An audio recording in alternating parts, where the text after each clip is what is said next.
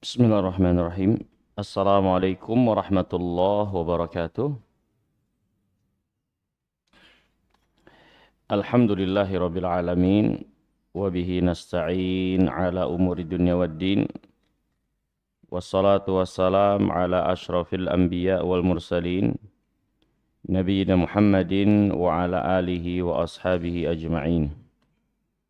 Ashhadu an la ilaha illallah wahdahu la syarikalah. Wa asyhadu anna Muhammadan abduhu wa rasuluhu la nabiyya ba'dah amma ba'd. Hadirin yang dimuliakan oleh Allah, alhamdulillah. Segala puji hanya milik Allah, kita bersyukur atas segala limpahan rahmat dan karunia-Nya.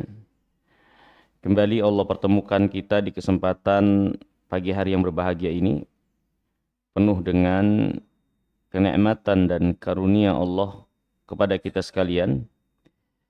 Semoga Allah Subhanahu wa taala senantiasa melimpahkan taufik dan hidayahnya buat kita, dan semoga Allah Subhanahu wa taala menerima amal ibadah kita sekalian dan memasukkan kita ke dalam surganya. Hadirin yang dimuliakan Allah, kita lanjutkan pelajaran kita masih mempelajari kitab Subulus Salam min Sahih Sirati Khairil Anam, di mana pembahasan kita masih menjelaskan tentang awal-awal dari dakwah seruan kebaikan kebenaran ini yang diserukan oleh Rasulullah sallallahu alaihi wa ala alihi wasallam, ya. Dan terakhir pembahasan kita sampai pada pembahasan cerita atau kisah-kisah menarik yang didapatkan oleh kaum muslimin di negeri Habasyah. Jadi penulis mengangkat di sini beberapa kejadian menarik yang didapatkan kaum muslimin waktu hijrah mereka ke Habasyah.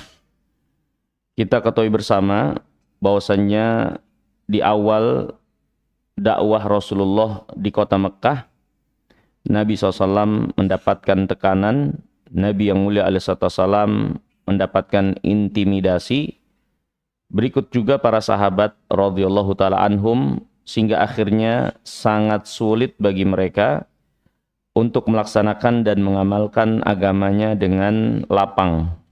Ya. Bahkan sekelas Abu Bakar sekalipun mendapatkan intimidasi dan tekanan ini, sehingga Abu Bakar pun pernah berusaha untuk hijrah, walaupun akhirnya beliau kembali lagi ke kota Mekah karena dapat suaka dari Ibnu Daghinah, ya, yang kemudian suaka itu akhirnya dicabut lagi. Walhal secara umum keadaan benar-benar tidak menguntungkan bagi kaum muslimin untuk terus berada di kota Mekah, karena mereka berada dalam gangguan dan siksaan, terlebih tidak leluasanya mereka untuk beribadah kepada Allah Subhanahu wa taala di kota Mekah. Akhirnya mereka hijrah, ya, ke Habasyah, yaitu suatu negeri di Ethiopia sekarang ini, yang dahulu dikuasai oleh raja Raja Habasyah, ya, yang beragama atau didominasi penduduknya di sana adalah beragama Nasrani, ya, beragama Nasrani, dan pemimpin di sana memberikan keleluasaan bagi orang-orang yang berada di bawah pemerintahannya, ya, termasuk orang-orang yang meminta suaka, diberikan keleluasaan untuk mengamalkan agama sesuai yang diyakini, ya, sesuai yang diyakini. Maka kaum muslimin pun hijrah ke sana, ya. Nah, ada kejadian atau beberapa kejadian menarik yang diangkat di sini oleh penulis rahimahullahu taala, ya. Kejadian menarik yang diangkat oleh penulis tentang apa yang didapatkan atau yang dialami oleh kaum muslimin ya, waktu hijrah ke Habasyah, ya. Di antaranya adalah dibawakan di sini oleh penulis hadis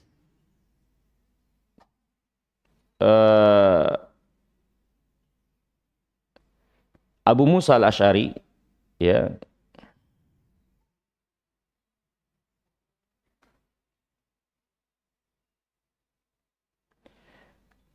yang mengabarkan bagaimana dahulu dia pernah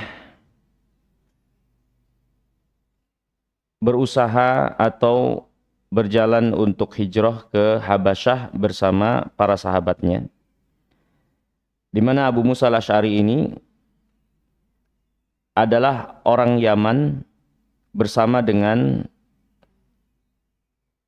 kaum muslimin yang lainnya dari Yaman yang telah beriman. Abu Musa al-Asy'ari menceritakan, balagona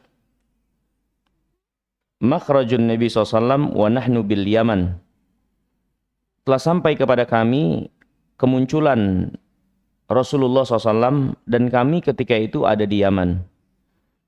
Faraqibna safinah fa'alqatna safinatuna ilan Najashi bil Habasyah.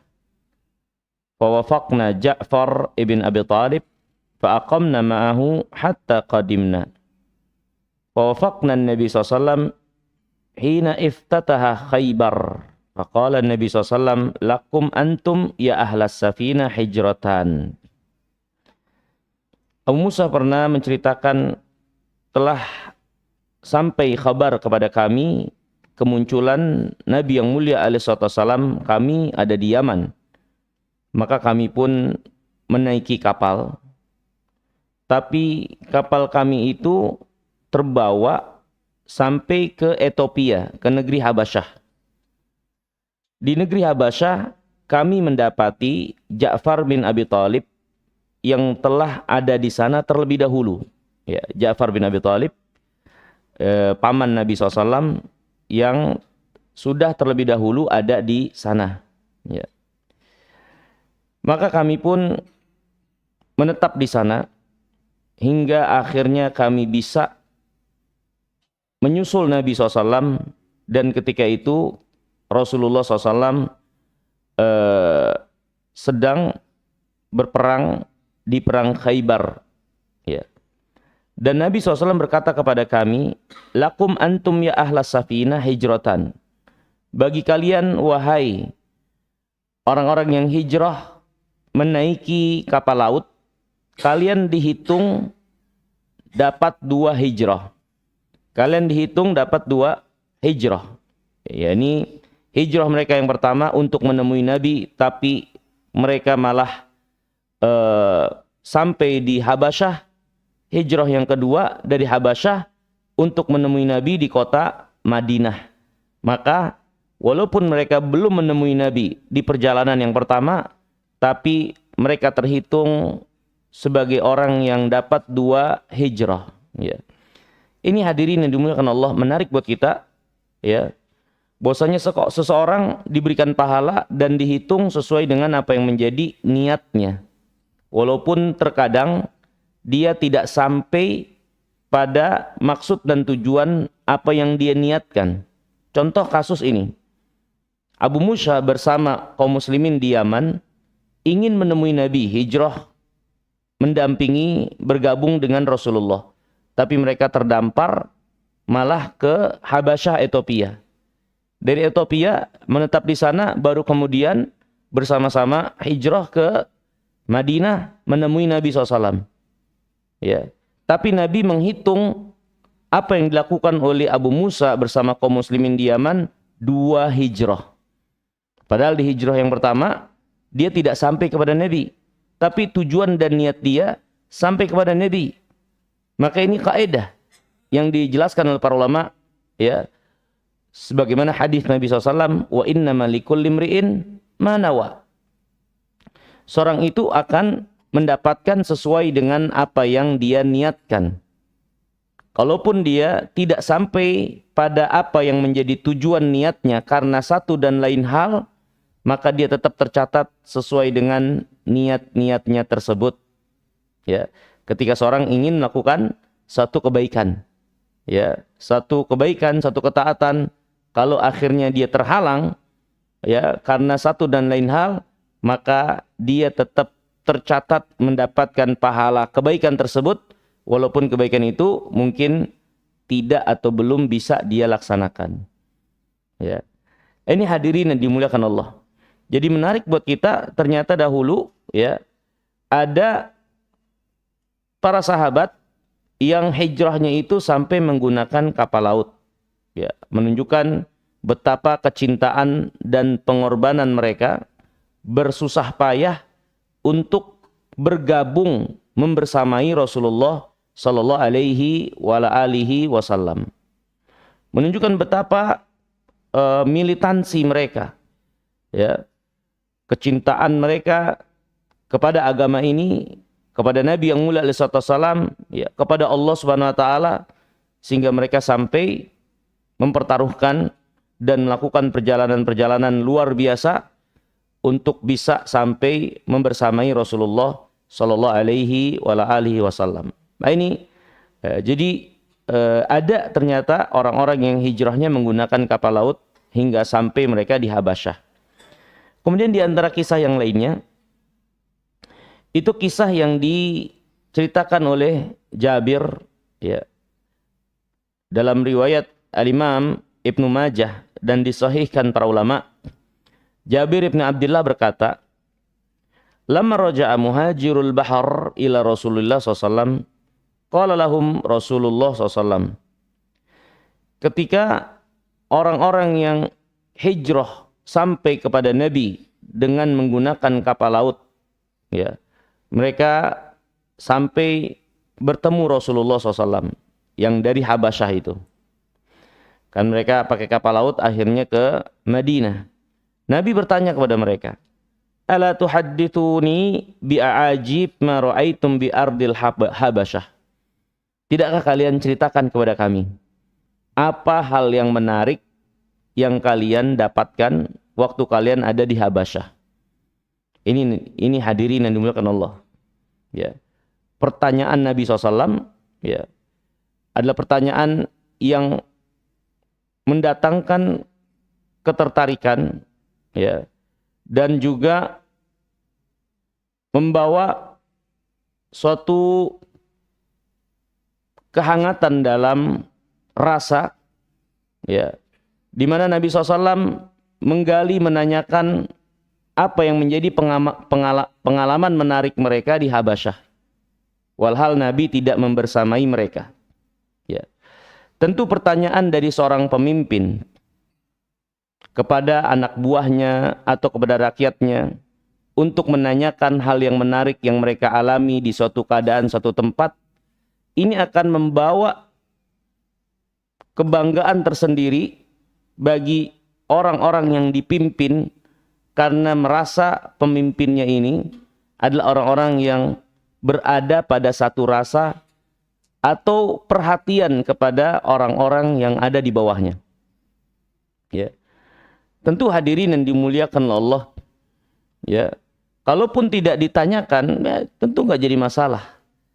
Tapi pertanyaan ini menunjukkan kebaikan akhlak Rasulullah SAW, di mana Nabi SAW, ya, menunjukkan betapa beliau walaupun tidak menyertai mereka di Habasyah, tapi tetap berusaha ingin mengetahui dan merasakan dengan perasaan yang sama, terutama hal-hal yang menarik yang didapatkan oleh orang-orang yang hijrah dan Nabi tidak membersamai mereka ketika itu. Ya. Ini diantara satu model kepemimpinan Rasulullah SAW, yaitu beliau berusaha atau melakukan hal-hal yang menunjukkan kedekatan beliau dengan orang-orang yang ada di bawahnya, dengan umatnya. Ya, ini Nabi kita yang mulia alaihi wasallam. Ya, dengan penuh antusiasnya, ya, dan salah satu bentuk apresiasi juga membanggakan orang-orang yang hijrah itu, Nabi SAW menanyakan, adakah pengalaman menarik yang dahulu kalian alami waktu kalian di Habasyah untuk kalian ceritakan kepada kami. Kami juga pengen tahu. Ya. Kemudian hadirin, kata Jabir, qala fatiyah minhum, bala ya Rasulullah. Maka ada seorang pemuda dari orang yang hijrah itu berkata, baik ya Rasulullah, ya kami akan ceritakan, ini ada pengalaman menarik. Ya. Kemudian si pemuda ini mengatakan, bainama nahnu julusun id marrat ajuzun min ajais rahabinahum atau rahabinihim tahmilu ala ra'siha qullah min ma. Kami sedang duduk-duduk ketika itu, kemudian ada lewat seorang wanita biarawati. Orangnya sudah tua, membawa kendi air di kepalanya. Ya, kalau disebut biarawati kan berarti mereka adalah penganut yang istimewa dari agama Nasrani. Ya, bukan seperti layaknya penganut yang umum, ya, tapi mereka yang mengabdikan diri untuk agamanya ini. Bawa air, ya, kendi yang berisi air di kepalanya, dan wanita ini udah tua. Faqama ilaiha fatan min fityanihim. Kemudian ada seorang pemuda dari mereka, ya, pemuda yang beragama Nasrani juga, ya, berdiri. Fawadha'a ihda yadayhi baina katifaiha, meletakkan salah satu tangannya di antara kedua pundak si ibu biarawati ini yang sedang memanggul kendi air di kepalanya. Diletakkan tangannya oleh pemuda ini di antara pundak si ibu ini. Tsumma da'afaha, kemudian dia dorong si ibu itu, fakharrat ala rukbataiha, sehingga akhirnya si ibu biarawati ini tersungkur, jatuh karena dorongan itu. Fan kasarat kullatuha, kemudian kendinya juga ikut jatuh dan akhirnya pecah, airnya pun tumpah. Falamma irtafa'at, ketika ibu ini berdiri, iltafatat ilaihi, si ibu ini memandang kepada pemuda tadi yang mendorong sampai dia terjatuh. Saufa ta'lam ya Gudar, engkau akan tahu wahai Gudar, wahai orang yang brengsek, ya. Idza wada Allah al-kursi, engkau akan tahu nanti ketika Allah meletakkan kursinya, maksudnya di yaumul qiyamah. Wa jama'al awwalin wal akhirin, ketika Allah letakkan kursinya dan Allah mengumpulkan seluruh manusia dari awal sampai akhir. Wa takallamatil aidi wal arjul bima kanu yaksibun. Engkau akan tahu ketika nanti yang bicara menyaksikan amal seseorang adalah tangan dan kaki-kaki mereka. Ya. Fa sawfa ta'lam kaifa amri wa amruk indahu godan. Engkau akan tahu jelas nanti bagaimana urusan aku dengan engkau nanti yaumul qiyamah. Ya. Jadi si ibu ini mengingatkan, si biarawati ini mengingatkan akan yaumul qiyamah, hari pengadilan yang tidak akan melewatkan setiap perkara yang menjadi urusan di antara hamba satu dengan yang lainnya, termasuk urusan dia dengan si pemuda tadi yang telah menzolimi si ibu ini, sehingga dia ingatkan nanti, mungkin sekarang dia nggak bisa balas karena kelemahannya, karena usianya, karena dia sebagai seorang wanita yang lemah, dia nggak bisa balas saat itu. Tapi nanti di yaumul qiyamah, pada hari ketika Allah kumpulkan semua, ya, pada hari Allah SWT akan tegakkan saksi-saksi, termasuk tangan dan kaki dari setiap pelaku amal. Kau akan tahu bagaimana urusanku dan urusan kau diputuskan nanti di yaumul qiyamah. Maka mendengar kejadian ini diceritakan, Nabi SAW mengatakan, sadaqat, sadaqat. Ibu itu benar. Ibu itu benar. Ini ibu biarawati itu benar. Lihat hadirin yang dimuliakan Allah. Nabi SAW orang yang tegak dengan keadilan. Orang yang fair. Ya. Tidak menghalangi beliau untuk membenarkan yang benar. Walaupun itu datang dari orang yang berbeda atau tidak bahkan berada pada agamanya. Tapi kalau dia benar, maka Nabi SAW tidak menjadikan kebencian atau perbedaan orang tersebut membuat beliau jadi tidak menilai secara secara benar. Ya. Tapi kalau itu benar, walaupun dari musuh sekalipun, Nabi SAW akan mengatakan benar. Ini pelajaran dari Nabi kita yang mulia SAW. Yang dinamakan dalam agama kita sikap insaf. Ya. Sikap insaf, ya. Kalau kita terjemahkan mungkin dalam bahasa Indonesia, ya, mungkin bisa kita maknai sifat kesatria. Ya. Sifat kesatria, sifat fair, ya. Dari musuh sekalipun, kalau itu adalah benar, maka tidak menghalangi permusuhan yang ada untuk beliau membenarkan apa yang jelas benar. Tidak menghalangi kebencian beliau terhadap musuhnya atau yang berbeda dengannya untuk membenarkan yang jelas-jelas kebenaran. Ini insaf. Dan ini adalah satu sifat yang diajarkan oleh Rasulullah juga kepada umatnya. Ya, menjadi orang yang terbuka. Kalau memang benar ya bilang aja benar. Walaupun itu merugikan kita. Walaupun itu mungkin datang dari lawan atau musuh kita, ya, yang mengatakan itu. Banyak kasus dalam hal ini, diantaranya ini. Si biarawati itu jelas ada nilai-nilai keimanan yang benar seperti yang diajarkan para nabi dan rasul, yaitu apa? Beriman kepada hari akhir, ya, hari hisab, ya, pengadilan nanti yaumul qiyamah di hadapan Allah, dengan tangan dan kaki yang akan bicara menjadi saksi. Allah jelaskan dalam surah Yasin, ya, yauma nakhtimu ala afwahihim wa tukallimuna aydihim wa arjuluhum bima kanu yaksibun. Ingatlah pada hari kami tutup mulut-mulut mereka dan yang berbicara saat itu adalah tangan dan kaki mereka, menjelaskan apa yang dahulu mereka perbuat. Ini terdapat dalam Al-Quran. Si wanita ini mengatakan hal yang sama. Ingatlah nanti ketika Allah letakkan kursinya, Allah kumpulkan seluruh manusia yang awal dan akhir. Ya. Ini juga datang banyak keterangan dalam Al-Quran. Disebut dengan hari kebangkitan atau Yaumul Hasyr. Hari pengumpulan. Dikumpulkan seluruh manusia di padang mahsyar. Ya. Hari ketika dikunci lisan-lisan itu.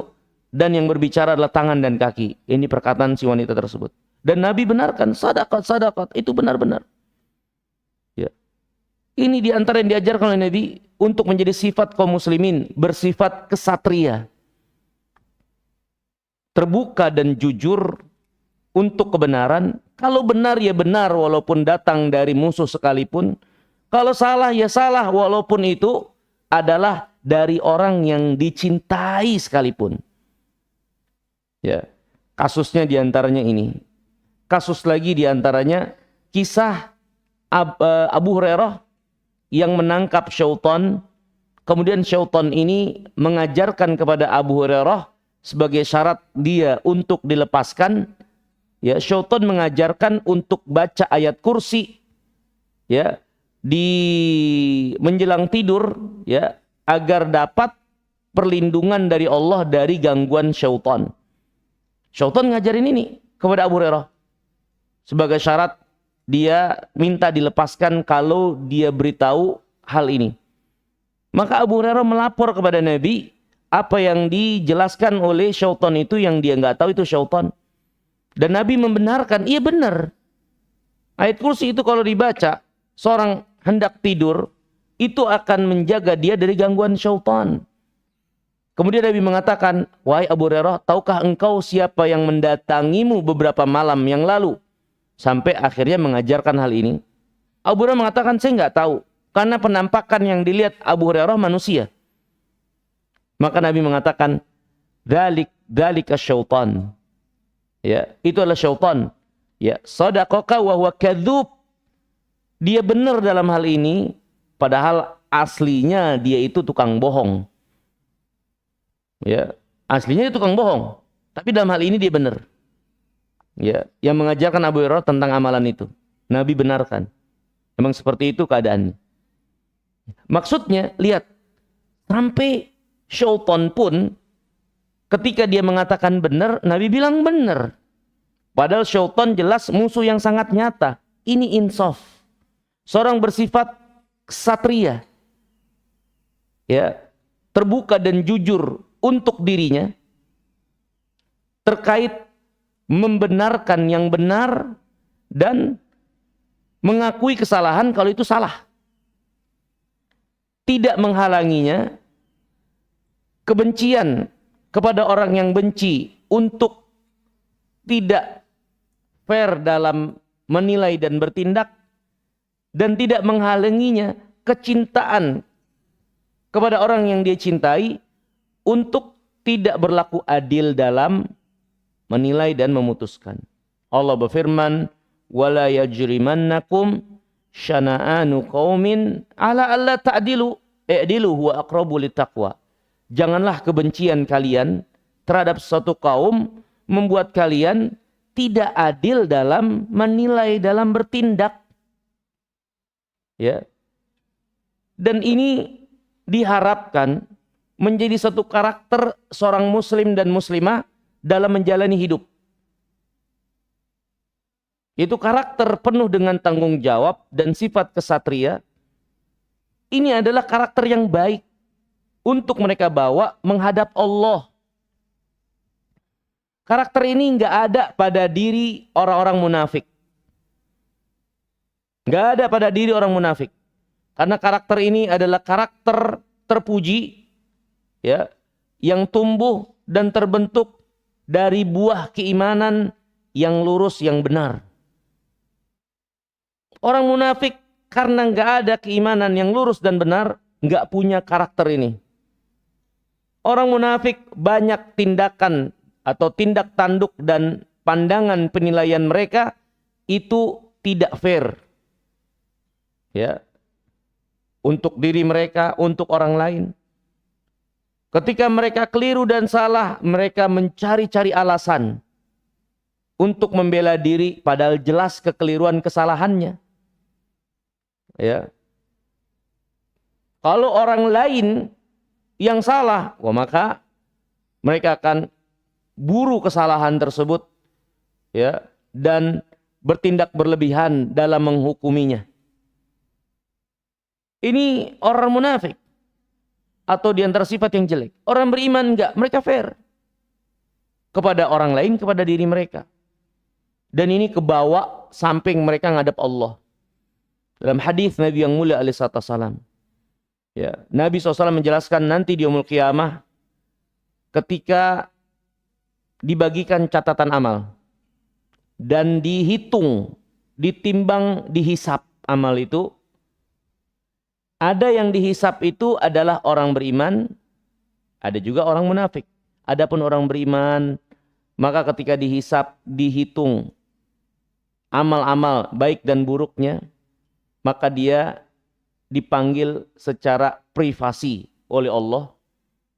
Ditampakkanlah kejelekan-kejelekannya dari dosa. Kemudian dijelaskan kepada orang beriman, engkau dulu berbuat dosa ini, dosa ini, dosa ini, dosa itu. Maka orang beriman mengatakan, dia mengakuinya dan tidak mengelak. Dia mengakuinya dan enggak mengelak. Gimana dia bisa mengelak, mencari-cari alasan, ya, padahal dia berhadapan dengan yang maha berilmu, yang maha mengetahui Allah. Dia akui, ya itu salah, dia itu keliru. Kemudian Allah berfirman, dulu waktu di dunia aku telah menutup dosa itu untukmu. Sekarang aku ampuni dosa-dosamu. Ini orang beriman. Beda lagi orang munafik, kata Nabi SAW. Ketika dipanggil, dihadapkan di hadapan seluruh makhluk, ya, kemudian dijelaskan tentang amal dosa-dosanya, dipaparkan, dia mengelak dan dia beralasan, mencari-cari alasan, berargumentasi, hingga akhirnya Allah Subhanahu wa taala tegakkan saksi-saksi, ya, di antara saksi, ya, dan Allah sebetulnya cukup menjadi saksi karena Allah tahu segala sesuatu tak tersembunyi, ya. Tapi Allah SWT ingin menyadarkan si hamba ini sehingga dia ketika mendapatkan siksa, dia tidak akan pernah merasa dizolimi dan merasa kelayakan untuk siksa yang dia dapatkan. Maka di antara saksi yang akan ditegakkan untuk orang munafik ini adalah tubuh mereka sendiri, tangan mereka, kaki mereka. Kalau seperti itu, bagaimana mereka mengelak? Kalau orang lain mungkin mereka bisa beralasan lagi, ya memang orang itu benci sama saya, dia nggak suka sama saya, dan seterusnya. Tapi ini diri mereka sendiri, tubuh mereka sendiri, kulit-kulit mereka, tangan kaki mereka. Kemana mereka lari? Cukup bagi orang beriman Allah yang menjadi saksi. Tapi Allah Subhanahu wa taala, ya, menegakkan saksi-saksi ini sehingga jelaslah keadilan Allah, sehingga orang yang mendapatkan siksa akhirnya mengakui kelayakan mereka untuk siksa itu. Orang munafik beralasan ini dan itu. Tidak gentleman, tidak kesatria, tidak memiliki sifat insaf untuk mengatakan yang benar itu benar walaupun merugikan dia, yang salah itu salah walaupun merugikan dia. Ini sifat orang munafik yang suka mengelak dan mencari-cari alasan pembenaran untuk apa yang mereka lakukan. Dan ini sejatinya bukan sifat orang beriman. Orang beriman terbuka. Mereka tahu keadaan diri mereka penuh dengan kelemahan, kekurangan. Kalau memang mereka salah, ya salah.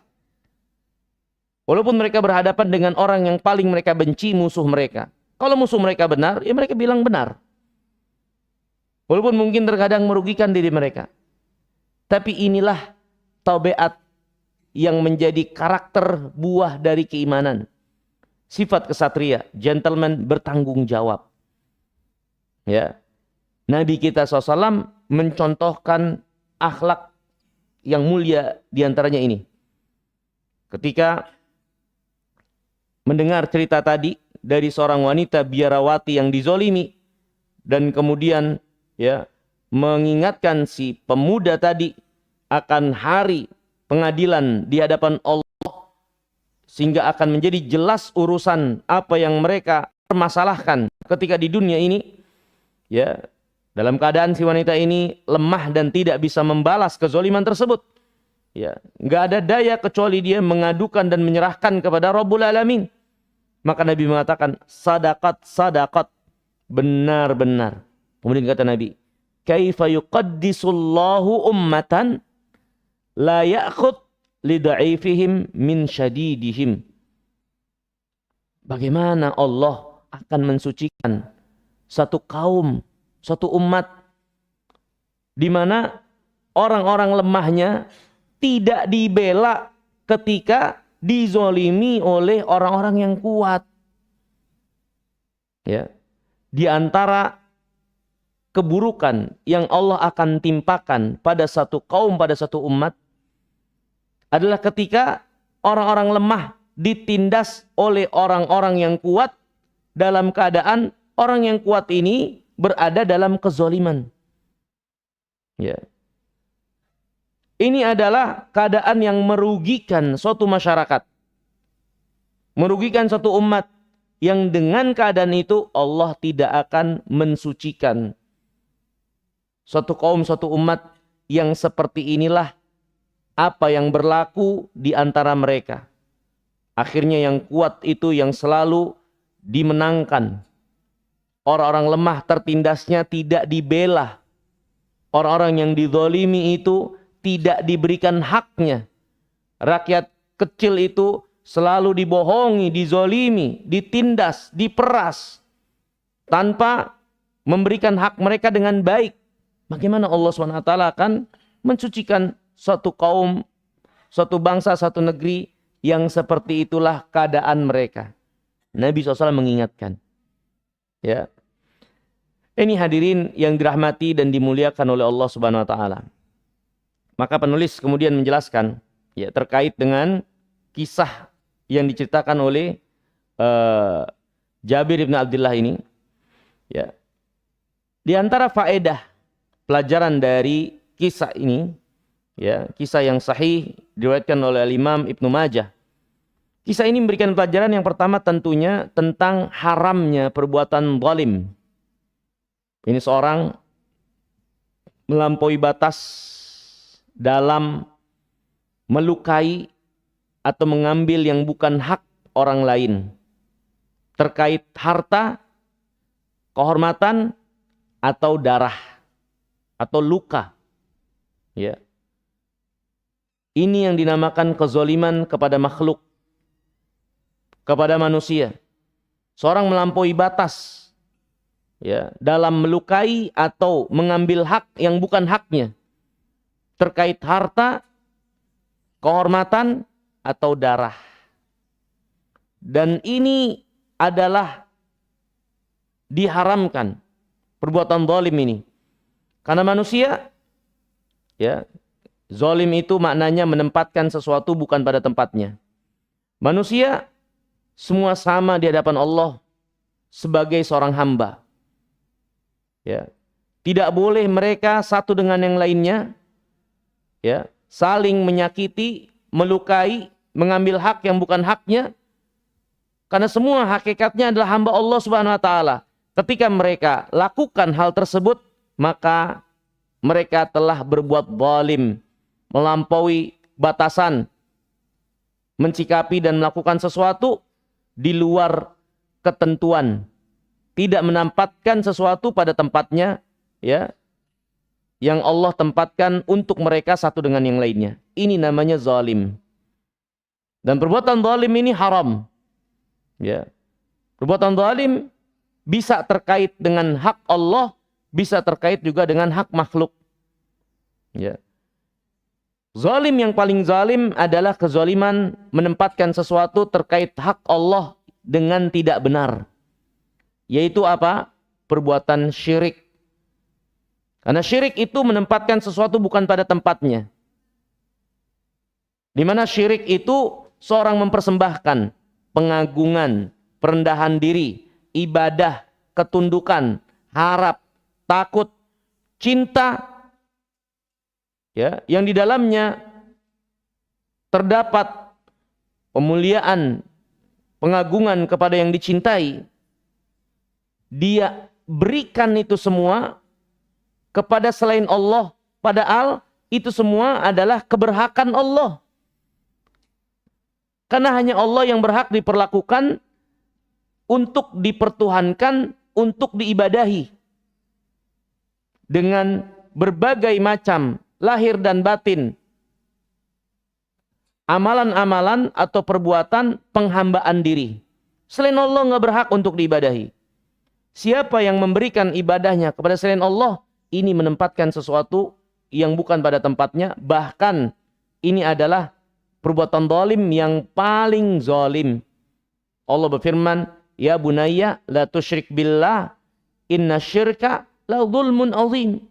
Wahai anakku, kata Luqman berpesan kepada anaknya, jangan berbuat syirik. Syirik itu kezaliman yang sangat zalim. Karena dia memberikan apa yang menjadi kekhususan hak Allah, dia persembahkan, berikan kepada selain Allah. Dia menyamakan selain Allah dengan Allah Subhanahu wa taala yang sangat jauh dan tidak akan pernah sama.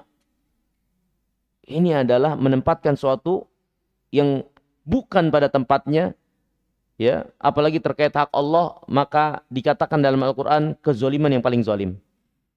Kezoliman juga bisa terjadi terkait hak makhluk pada darah, harta, atau kehormatan. Ya, dan ini semua diharamkan. Ya, mau kepada manusia atau kepada haiwan. Kita nggak boleh menzolimi, jangankan manusia yang terhormat dan telah Allah muliakan. Kepada haiwan sekalipun kita diharamkan untuk berbuat zalim. Ya. Allah Subhanahu wa taala, Nabi SAW bersabda, "Ittaqud dzulma fa inna dzulma dzulumat yaumul qiyamah." Jauhi oleh kalian dari berbuat zalim. Karena perbuatan zalim yang dibawa akan menjadi kegelapan bagi pelakunya nanti hari kiamat. Akan menjadi kegelapan yang menutup jalan, ya, yang membutakan jalan dia sampai pada kebaikan, yang menjadi penghalang untuk dia lanjut perjalanannya dalam kebaikan, kezaliman. Sampai-sampai hadirin yang dimuliakan Allah, Nabi SAW telah mengabarkan sebelum masuk dalam surga, ya, maka orang-orang itu akan ditahan. Ya, kalaupun mereka telah melewati fase-fase di hari kiamat, sebelum masuk surga, mereka tetap ditahan. Kemudian kata Nabi, tidak ada satupun yang Allah Subhanahu wa taala akan lewatkan haknya, sia-siakan haknya.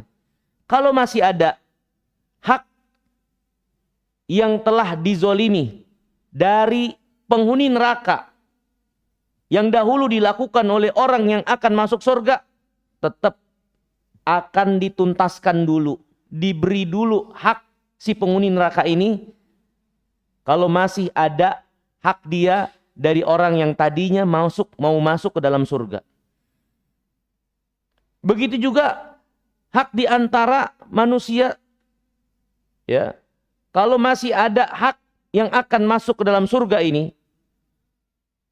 nyangkut atau masih belum dituntaskan dari orang yang saat itu jadi penghuni neraka, maka dituntaskan dulu.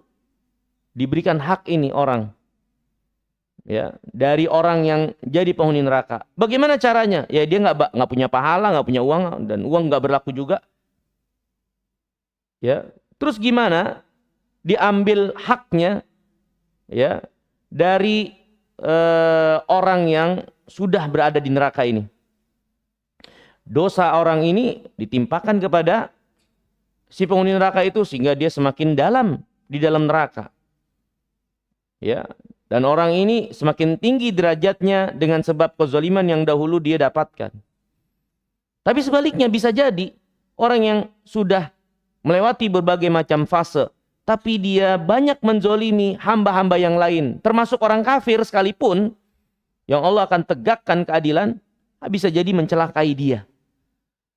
Ada kebaikan-kebaikannya, akhirnya harus diberikan kepada orang-orang tersebut, ya, yang dahulu dia zolimi, ya. Jadi walaupun orang kafir, Allah Subhanahu wa taala tidak akan sia-siakan haknya kalau dahulu dia diperlakukan dengan zalim oleh orang Islam sekalipun. Ya. Maka hadirin, itu orang kafir, bagaimana orang Islam yang kita zolimi? Kalau orang kafir saja, Allah akan tegakkan keadilan. Kalau itu menjadi haknya, Allah akan beri.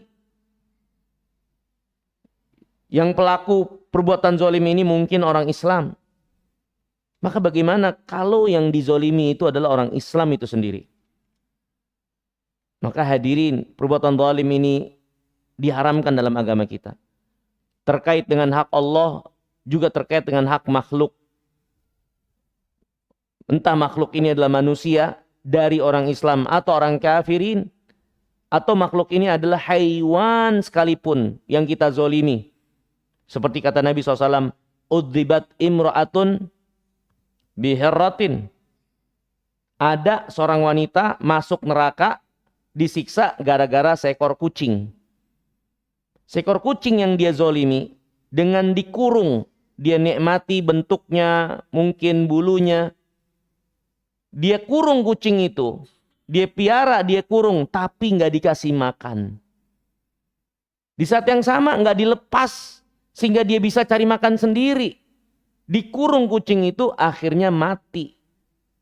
Dan kata Nabi, itu si wanita yang ngurung, yang miara itu, tapi menyanyiakan si kucing ini, akhirnya disiksa oleh Allah dengan sebab seekor kucing. Kucing saja. Ya. Maka hadirin yang dirahmati dan dimuliakan Allah, nggak berhak kita menzolimi, bahkan haiwan. Ya, kita ngelihat kucing main tendang aja. Ya. Anjing juga main tendang aja, timpuk aja, padahal dia nggak ngapa-ngapain. Ya. Nggak nyakitin kita juga, lewat doang, tapi kita tendang. Ini nggak boleh, haram. Ya. Haram. Ya. Bahkan Nabi SAW pernah menjelaskan, Allah menegur. Ada seorang Nabi, ya, yang memusnahkan, ya, sekumpulan semut di sarangnya gara-gara seekor semut yang menggigitnya. Yang gigit satu semut, tapi yang terkena imbas satu sarang. Nabi ini dapat teguran dari Allah. Semut yang diperlakukan gak adil, dizolimi. Kan yang salah satu yang gigit. Kenapa yang lainnya diikut sertakan? Nggak boleh kita melampaui batas. Nah, terkadang kita juga zolim nih, ya, ketika doain orang lain yang berbuat salah sama kita, atau kita kesel sama dia, entah kita diambil hartanya atau dizolimi apapun itu. Kadang kita pihak yang dizolimi, tapi di saat yang sama kita zolim juga dalam doa. Yang berbuat salah satu orang itu ngambil hak kita, terus kita doain keturunannya juga. Ya Allah, timpakan kejelekan buat dia dan keturunannya juga sampai 7 turunan. Apa urusan turunan-turunannya? Kan yang salah dia doang.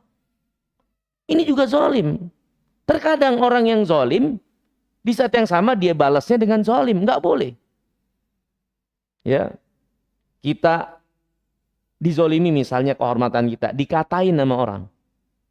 Terus kita balas dengan ngatain lagi, tapi kita tambah. Misalnya kita dikatain A, terus kita bilang, kamu itu A dan B dan C. Itu zalim. Kalau mau membalas, kita hanya boleh balas dengan yang sepadan dari kezaliman yang kita terima. Tapi membalas berlebihan dari kezaliman yang kita terima, nggak dibenarkan oleh syariat.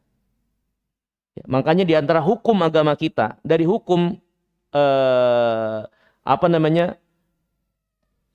pidana darah, ya, kalau ada orang yang dilukai kepalanya misalnya, bocor, ya, kan ada bocor itu macam-macam, apa cuman beset kulit kepala atau sampai ke tulang otak, kan gitu.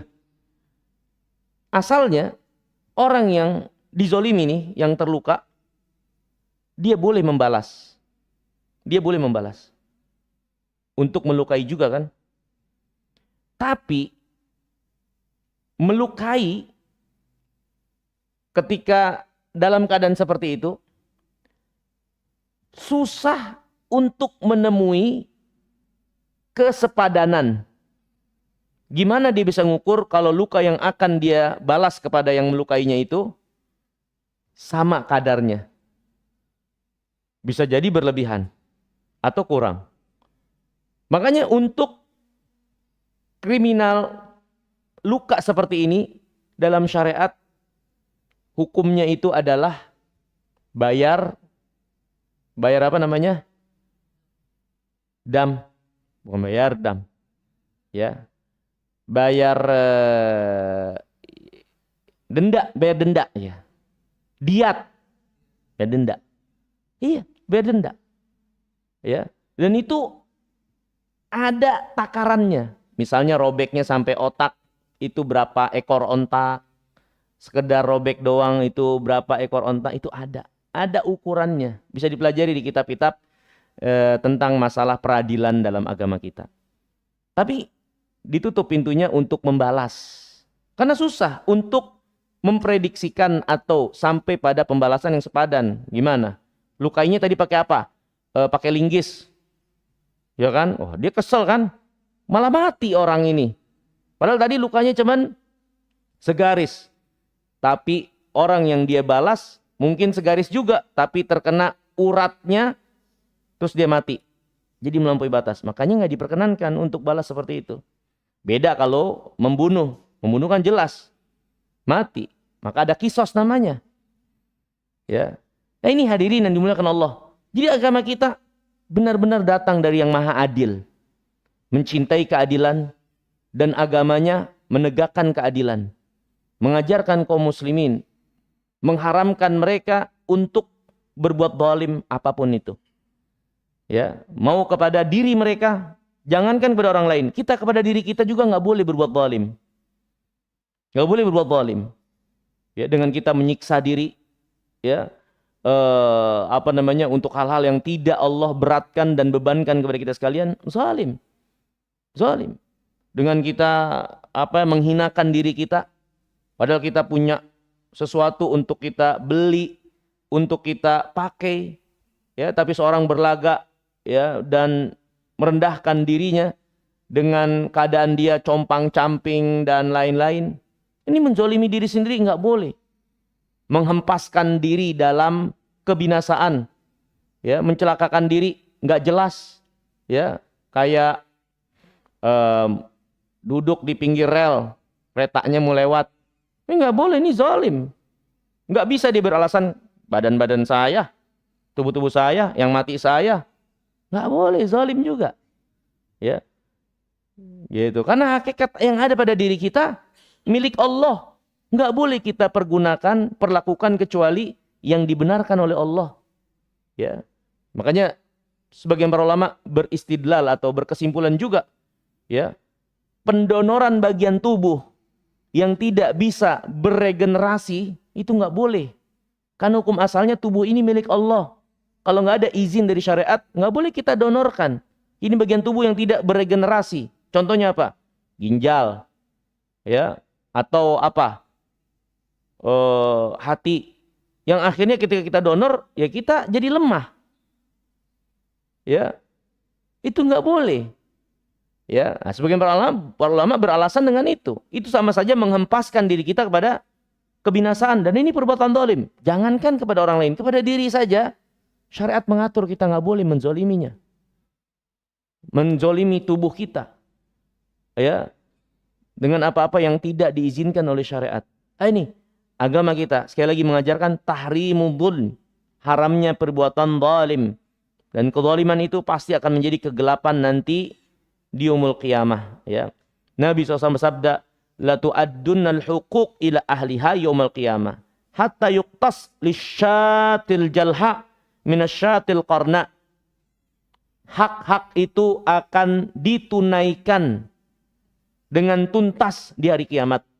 Sampai kambing yang tidak bertanduk akan dikasih kesempatan untuk menanduk kambing yang dulu menanduknya, padahal dia tidak seimbang. Yang bertanduk menanduk yang tidak bertanduk, nggak seimbang. Nanti di yaumul qiyamah yang tidak bertanduk itu akan Allah berikan kesempatan mengambil haknya karena dahulu dia beradu tidak seimbang. Ini kambing, haiwan.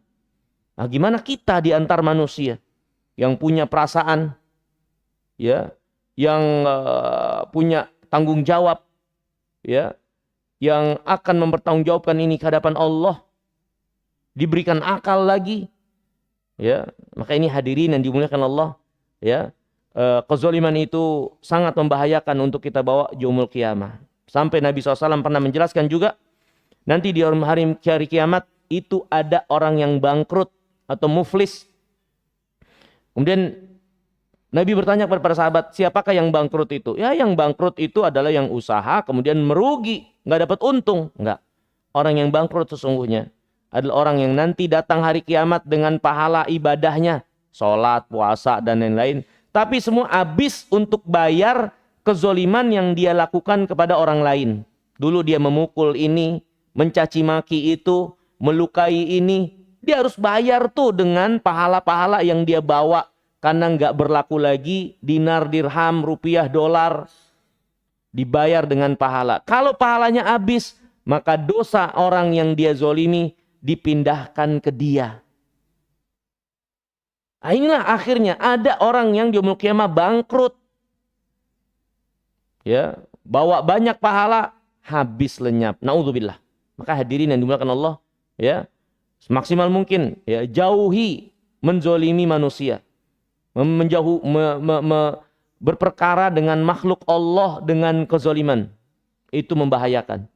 Ya, bisa menyia-nyiakan amal yang kita lakukan tanpa kita sadari. Ya. Kemudian hadirin yang dirahmati dan dimuliakan Allah.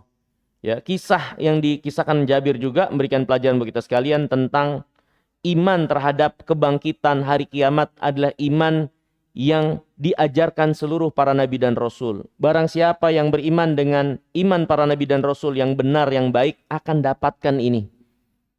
Nabi Muhammad bukan atau tidak membawa Islam yang dia buat-buat sendiri. Beliau seorang nabi, penerus estafet keimanan, kebaikan, dan agama nabi-nabi sebelumnya. Jadi kalau kita dapatkan hal-hal yang sama dari apa yang ada pada orang-orang yang menyandarkan agamanya kepada Nabi dengan yang dibawa oleh Muhammad, ya memang berarti masih ada kebenaran yang menyisa atau belum hilang atau masih mereka yakini sesuai dengan yang dibawa oleh Rasulullah. Karena Rasulullah sama seperti Nabi dan Rasul yang lainnya. Ya, ini hadirin yang dirahmati dan dimuliakan Allah. Di antaranya adalah tentang hari kiamat. Ya, tentang hari kiamat, hari kebangkitan. Ya, ini suatu yang disepakati, yang sama yang diajarkan seluruh para nabi dan rasul. Ya. Wallahu taala jalla wa a'la wa a'lam. Ya. Mungkin ini dulu yang bisa kita pelajari ya dari kesempatan pagi hari yang mulia ini. Ya, sedikit kisah hal-hal yang menarik yang dijelaskan oleh penulis yang dialami oleh para sahabat ketika mereka ada atau hijrah di Habasyah. Ya, tentunya hal-hal yang menarik ini menjadi pelajaran buat kita sekalian, ya, untuk kita ambil pelajaran kebaikan di dalamnya. Ya, semoga Allah Subhanahu Wa Taala merahmati kita sekalian, ya, dan semoga Allah Subhanahu Wa Taala menjadikan kita orang-orang yang dijauhi dari kezaliman, baik kita sebagai pelaku atau kita yang dizalimi. Dan semoga Allah Subhanahu Wa Taala menyelamatkan kita dari setiap keburukan yang kita ketahui dan tidak kita ketahui. Dan semoga Allah Subhanahu Wa Taala menjauhkan kita dari api neraka, dari siksa kubur, dan semoga Allah memasukkan kita ke dalam surganya. Aqulu qauli hadza wa astaghfirullah li wa lakum wa akhiru da'wana anil hamdulillahi rabbil alamin. Wassalamualaikum warahmatullahi wabarakatuh.